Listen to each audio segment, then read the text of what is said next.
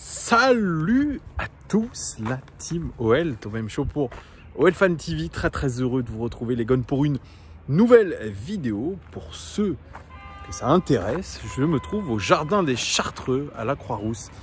Voilà, c'est pas loin de la place Rouville où je me trouve actuellement, mais voilà, c'est un joli petit parc. Voilà, super, où il fait bon vivre un petit peu. Voilà, c'est vers le cours général Giraud pour ceux qui connaissent à Lyon. En bas, vous avez le quai Pierre-Cise. Je ne sais pas si vous allez voir. Bref, voilà cette bonne vieille ville de Lyon. J'aimerais revenir un petit peu sur ma vidéo d'hier, un petit peu où j'ai critiqué Jean-Michel Aulas, j'ai critiqué l'Olympique lyonnais. Beaucoup de commentaires à mon égard un petit peu négatifs. Écoutez, moi je suis un simple supporter. Comme j'ai dit, je ne travaille pas pour l'Olympique lyonnais. Je ne suis pas porte-parole de l'Olympique lyonnais. Je suis supporter et je suis indépendant.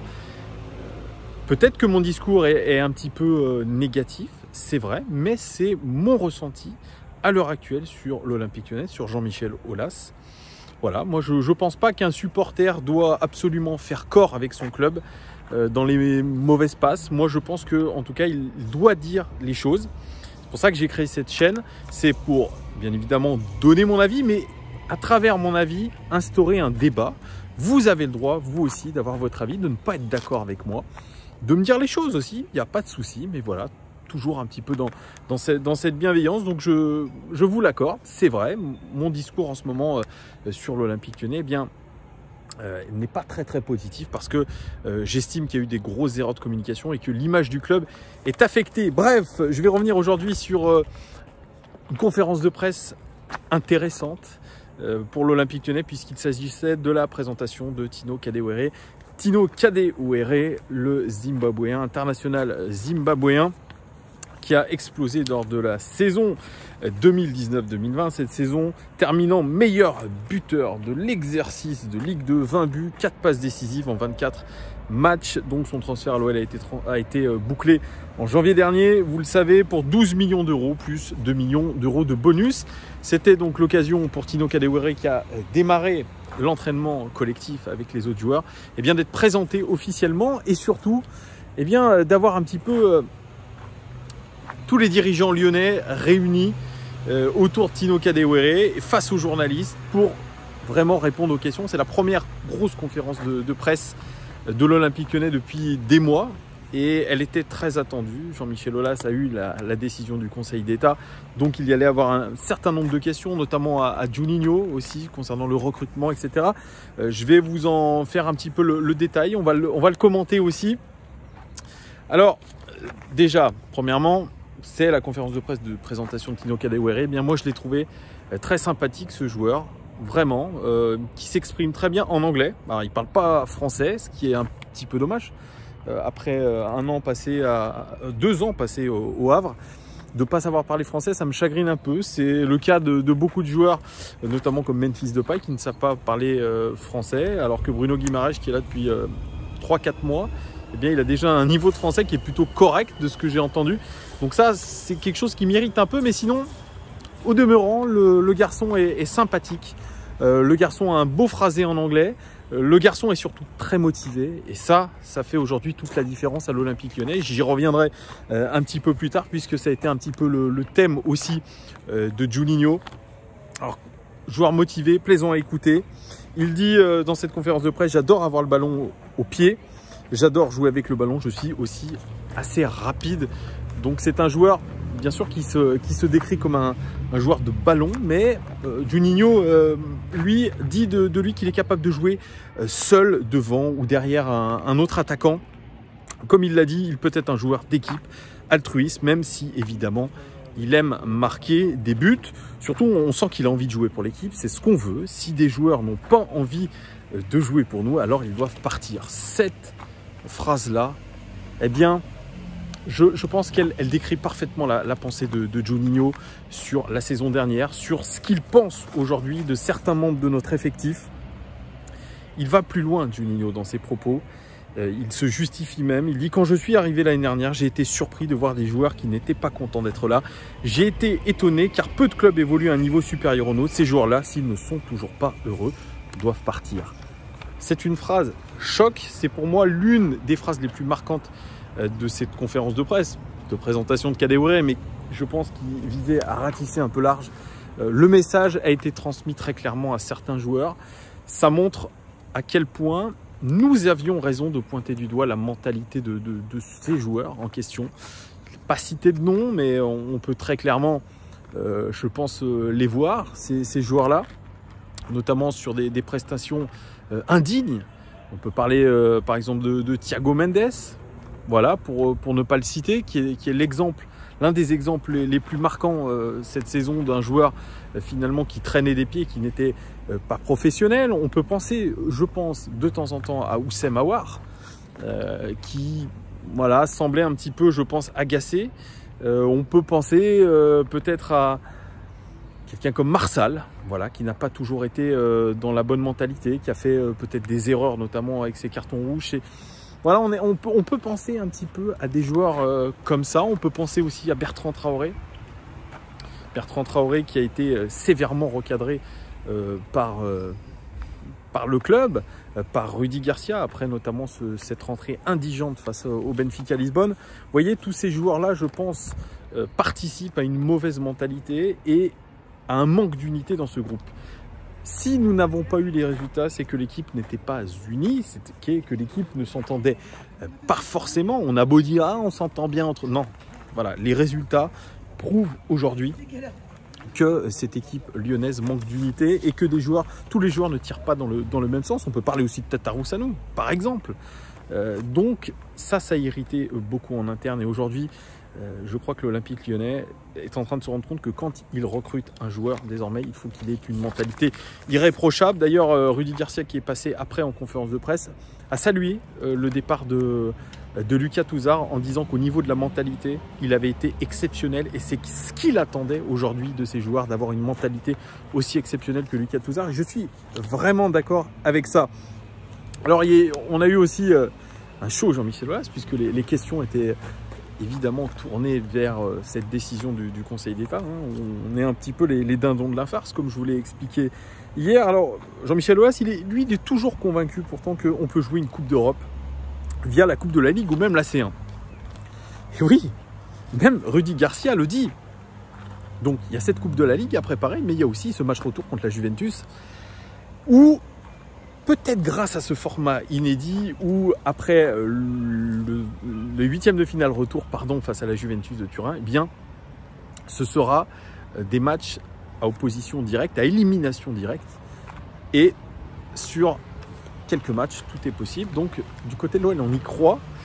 Alors, c'est un petit peu fantaisiste, mais effectivement, si on a une vraie âme de supporter, voilà, là, on va essayer d'être positif. Pourquoi pas gagner la C1? Ça va ravir un petit peu certains followers ici.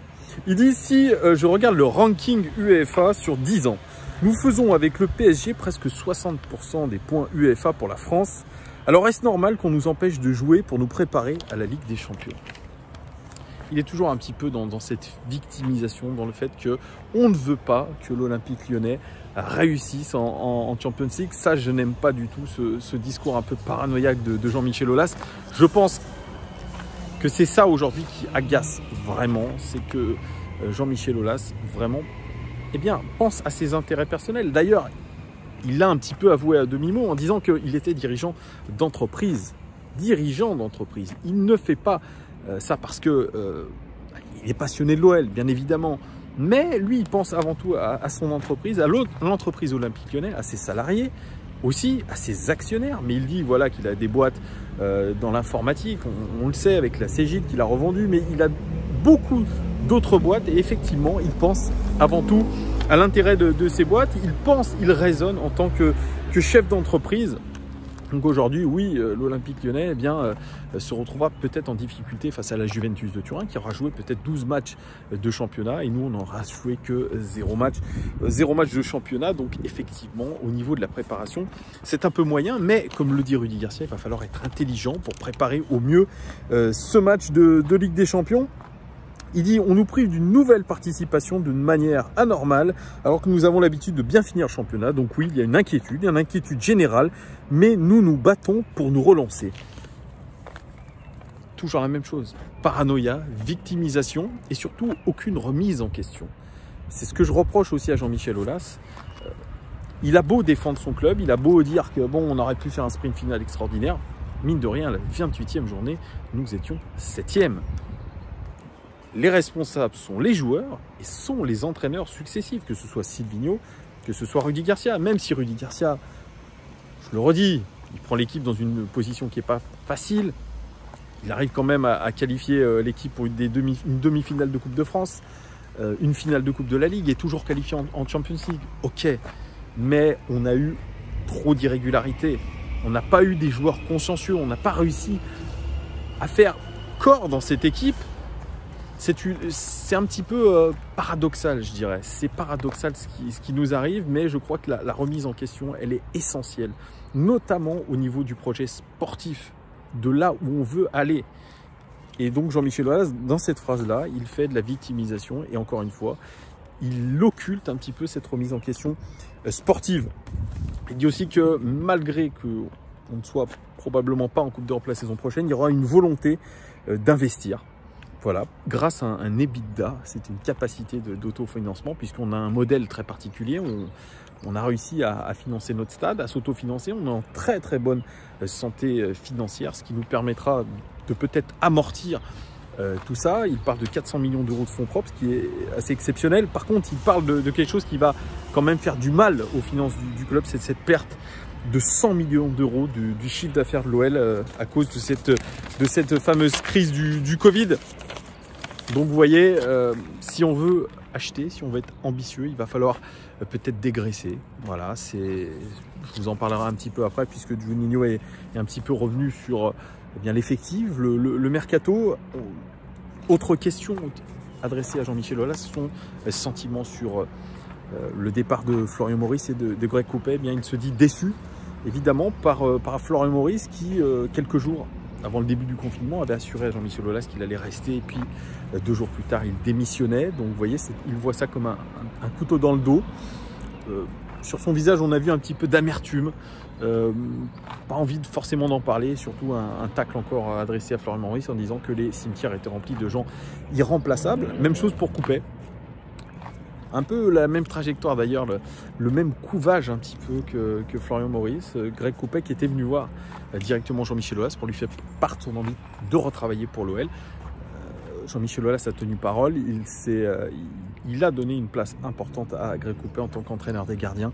Mais Greg voulait apparemment un contrat de 2 ans, alors que, vous le savez, tout le staff lyonnais, à part Claudio Schiassapa, eh bien, sera en fin de contrat en juin 2021. Donc ce n'était pas possible en tout cas de lui proposer ces 2 ans de contrat. Il a décidé de partir de son plein gré à Dijon parce qu'il voyait que la proposition eh bien, tombait à l'eau. Voilà, pareil, un petit peu de déception à l'endroit de Coupet, mais voilà, c'est comme ça, il dit il faut avancer, ça fait partie du monde de l'entreprise. Concernant le mercato, Juninho, il est un petit peu revenu avec, comme d'habitude, un discours de vérité. Sans langue de bois, c'est ça qui est intéressant, pas de filtre avec Juninho. Il a parlé du mercato, il a parlé des jeunes qui est un sujet important, notamment si on n'a pas de Coupe d'Europe. Cette pépinière, ces pépites que nous avons à l'Olympique Lyonnais, vont-elles jouer? Il y a aujourd'hui dans l'opinion publique beaucoup de supporters de l'OL qui militent pour ça. Il dit ce n'est pas parce que tu es jeune, que tu es formé à l'Olympique Lyonnais, que tu as une obligation de jouer, tu dois le mériter. On reste un petit peu sur cette rhétorique de Rudy Garcia, qui est de dire on a des jeunes talentueux, mais aujourd'hui, ils ne font pas assez, ou en tout cas, ils ne montrent pas assez pour prétendre à autre chose qu'une place sur le banc des remplaçants. On est sur un système de méritocratie. Alors, beaucoup disent que finalement, cette méritocratie, elle ne s'applique pas à des joueurs achetés et confirmés dans notre effectif, des Marsal, des Cornet, etc. Mais elle s'applique à des jeunes. On essaye de finalement leur mettre la carotte un petit peu, mais la carotte est trop haute pour eux. Et il y a une sorte de traitement de faveur avec ces joueurs achetés, un peu plus âgés. C'est pas faux, mais je pense que vraiment on considère cette génération de l'Olympique Lyonnais qui arrive comme une belle génération et on n'a pas envie de les laisser tomber dans la facilité. Je pense que c'est une méthode aujourd'hui pour les aguerrir au plus haut niveau, leur faire prendre conscience qu'il va falloir travailler dur, mais peut-être que cette stratégie aujourd'hui est la bonne, peut-être que ces jeunes aussi ne font pas assez aux entraînements, c'est peut-être possible. Alors peut-être qu'ils sont découragés par le fait de voir que des joueurs confirmés être moyens sur le terrain, voire pas bons, bien continuer à être titulaires, c'est peut-être vrai, mais ils n'ont pas le droit de baisser les bras. Moi, j'ai rencontré Jean-Marc Chanlet, qui faisait partie de la cellule de recrutement du FC Nantes, qui a été viré, voilà, ou pas reconduit, parce que difficulté de travailler avec Kita, m'a-t-il dit. Donc, il a postulé pour la cellule de recrutement de l'OL. Pour l'instant, il n'a pas eu beaucoup de réponses, il n'a même pas eu de réponse du tout. Et il m'a dit, on a ciblé Amine Gouiri pour Nantes. Mon responsable du recrutement trouvait que lui, en tant qu'ancien attaquant, il trouvait que Gouiri avait quelque chose, un talent certain. Mais ils ont trouvé qu'il manquait quelque chose à Gouiri, qu'il n'avait pas su saisir sa chance quand on lui a donné. Et on lui avait parlé aussi d'un problème d'un petit peu de comportement caractériel un petit peu, qui n'accepte pas trop l'autorité. Voilà ce qu'il m'a été dit. Donc peut-être qu'un peu ces jeunes se liguent un petit peu entre eux pour, en se disant c'est pas normal. Et à force de se dire ça, la qualité de leurs entraînements se reflète. Il a parlé aussi des incertitudes sur l'avenir de Moussa Dembélé, de Houssem Aouar et de Memphis Depay, de ceux qu'on a compris. Ces trois joueurs qui veulent partir. Le recrutement d'ailleurs de Tino Kadewere, il ressemble beaucoup à un départ de Dembélé, qui n'ira pas à Chelsea puisque Timo Werner a été recruté. Peut-être ira-t-il à Manchester, peut-être ira-t-il à Arsenal. Ça encore, ça reste en suspens. Il faudra voir. Mais en tout cas, ces trois joueurs-là sont en instance de départ. C'est très clair. Il ne fait pas aujourd'hui ce qu'a dit Juninho. Moi, je n'ai pas appris grand-chose sur ces trois joueurs-là. On le sait. Ils veulent partir. Alors, bien sûr, on essaye de retenir un seul de ces trois joueurs. Je pense que c'est Memphis Depay, qui aujourd'hui, à qui il reste 1 an et demi de contrat, je crois. Voilà, mais on est très honnête à l'OL. On sait que sans Coupe d'Europe, ça sera très compliqué de le faire rester. Surtout que Juninho parle du fait de lui montrer un projet intéressant, du fait de lui montrer que l'OL est capable de montrer un beau visage et de se qualifier, notamment face à la Juventus, qui pourrait l'intéresser pour rester, et puis lui donner ce brassard de capitaine, lui donner ce rôle de leader. Moi, j'ai envie de dire, vous lui donnez ce brassard de capitaine, il se blesse, c'est vrai, juste après. Mais moi, je ne l'ai pas senti vraiment faire corps avec l'équipe quand il était en rééducation. Je l'ai trouvé très loin de l'Olympique Lyonnais. Je n'ai pas senti, voilà, il joue un petit peu pour sa gueule. Memphis Depay, je l'ai toujours dit, c'est quelqu'un qui a pissé régulièrement sur le club. Et dans la phrase de Juninho, dire ceux qui ne sont pas contents d'être là, vous pouvez partir. C'est pour ça que c'est incohérent. Ça voudrait dire qu'il donne ce message à Memphis Depay. Si tu n'es pas content d'être à l'Olympique Lyonnais, casse-toi. Et moi, j'aime bien ce message. C'est la même chose pour avoir. Si tu n'es pas content d'être à l'Olympique Lyonnais, casse-toi. Voilà, c'est tout. Aujourd'hui, il faut faire preuve vraiment de pragmatisme. Il faut aller au plus simple. On ne peut pas se permettre d'avoir des boulets.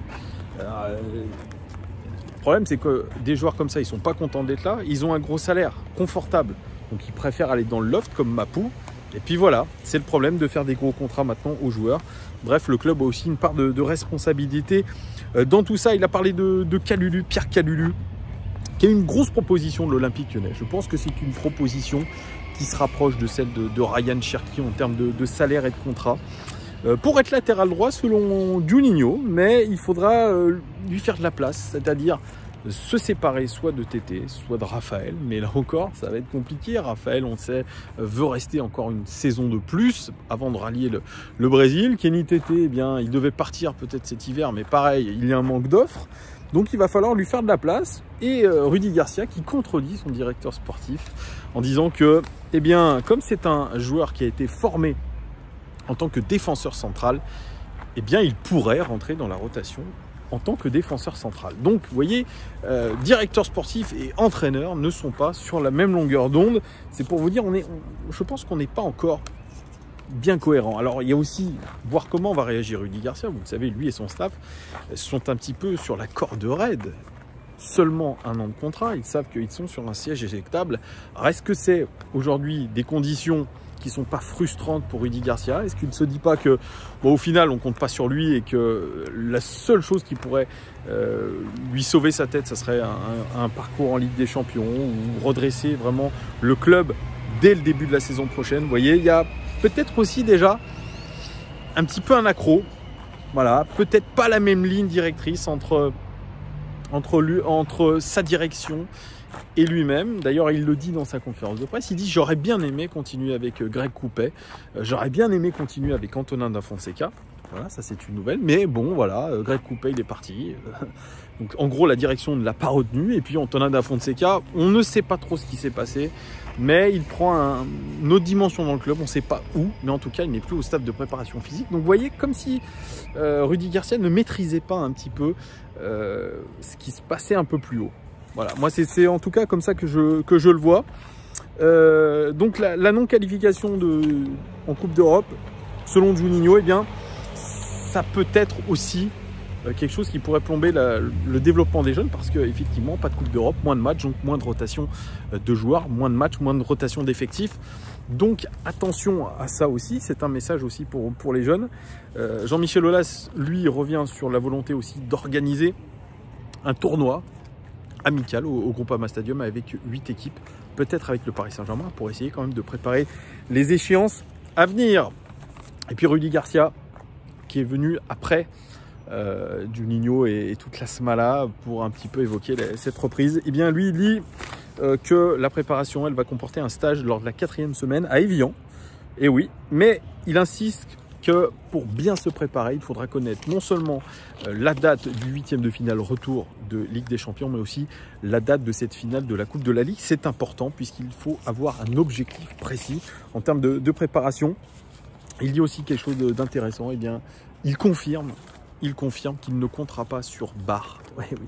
Melvin Barr qui sera poussé vers la sortie puisqu'il doit absolument s'aguerrir selon lui. Donc voilà, la réponse est claire. Il dit que c'est pas la même chose pour Amine Gouiri et Ryan Cherki qui ont déjà intégré le groupe pro et déjà participé à des matchs. Voilà. Mais toujours un petit peu ce discours... on ne sait pas où il veut en venir avec ces jeunes-là, mais voilà, la réponse est très claire pour Melvin Barr.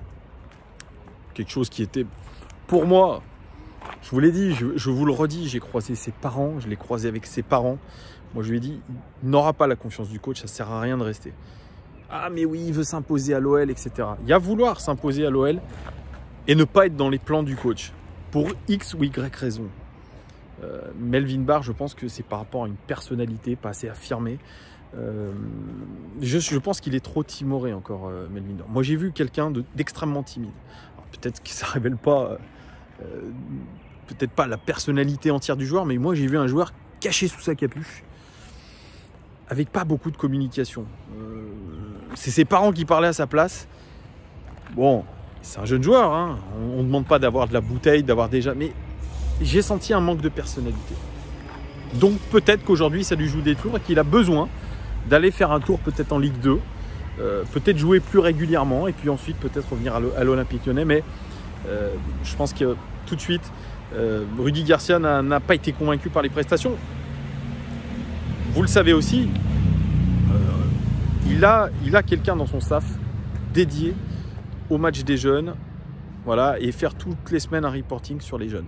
Donc on ne peut pas dire de Garcia qu'il ne connaît pas les jeunes, puisque cette personne en question lui fait un reporting toutes les semaines, je pense, sur les matchs des jeunes, sur ce qu'ils ont réussi, ce qu'ils ont raté, etc. Donc je pense qu'il a une idée très précise de ce qu'il fait. Ce n'est pas jeter une pièce en l'air. S'il ne fait pas jouer Gouiri, alors moi je lis beaucoup de tweetos, de la tweetosphère lyonnaise qui disent « Mais comment ça se fait que Rudy Garcia se passe du talent de Amine Gouiri, c'est une honte, etc. » S'il ne le fait pas jouer, c'est qu'il y a une raison très précise. Voilà. Je n'ai pas exactement la raison, mais j'ai pu comprendre, comme je vous l'ai dit, de Jean-Marc Chanlet, qui avait eh bien, un petit peu ce problème de traîner les pieds quand ça n'allait pas. Cette volonté, je pense qu'il aux entraînements, il ne doit pas être si excellent que ça. Et voilà, on me dit encore que les seules fois où il a pu rentrer en jeu, où il a pu faire des choses, eh bien, il n'a pas saisi sa chance à fond. Bref, il y a un petit problème quand même avec Amine Gouiri. Il faudra bien voir comment il joue ses matchs de préparation. Est-ce qu'il lui donne un petit peu de temps de jeu? Comment il va gérer aussi ce temps de jeu? Pour Ryan Cherki, c'est autre chose.